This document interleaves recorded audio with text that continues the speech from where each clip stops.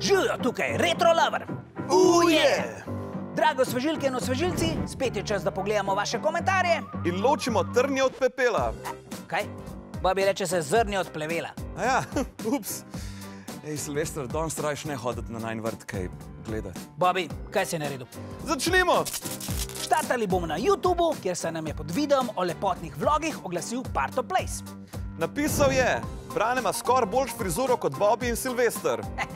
Parto, res je, da je Brane zelo lep človek. A s frizuro se nikakor ne more kosati z nama. Kje si pa že videl, da je danes moderno imeti lase povsod dolge? Frizura je dolga samo zadaj, za žurat. Spredaj pa je urejeno kratka, če slučajno na žuru srečaš tudi svojega šefa. Easy peasy! Pod rubriko Aktualno, kjer vam Rok predlaga ogled zanimivih dogodkov, je Happy Dog napisal: Imam 12 let, pa je od tega najboljši traktor, ker ga furam sam. Bravo, Happy Dog! Jaz sem starejši, pa znam furati samo Safar. Še posebej, ko mi Bobby teži, a ne? Kaj pa je Safar za eno vozilo? A misliš surf? A ti hodiš na morje brez mene? Ma daj, pejce solit, Bobby, no, ti pa tudi ne razumeš nobene fore. Naslednji komentar, prosim.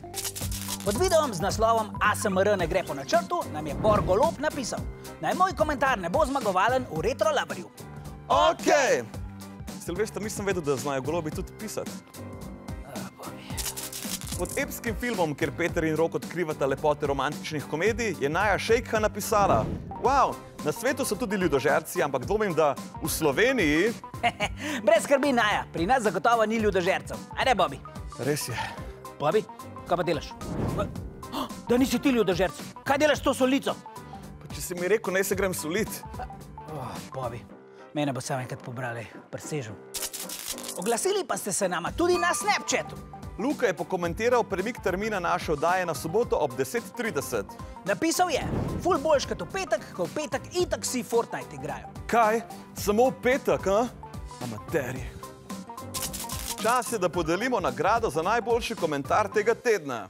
V oddaji o spletu smo vas spraševali, o čem bi vi posneli podcast. In Alja Preložnik nam je napisala: V naslednji podcast bi lahko bil, zakaj nosimo gate pod hlačami namesto na njih.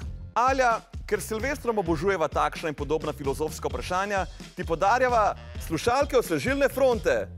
Mega špon! Bobby, kaj pa ti misliš? A je boljš imeti gate pod ali nad hlačami?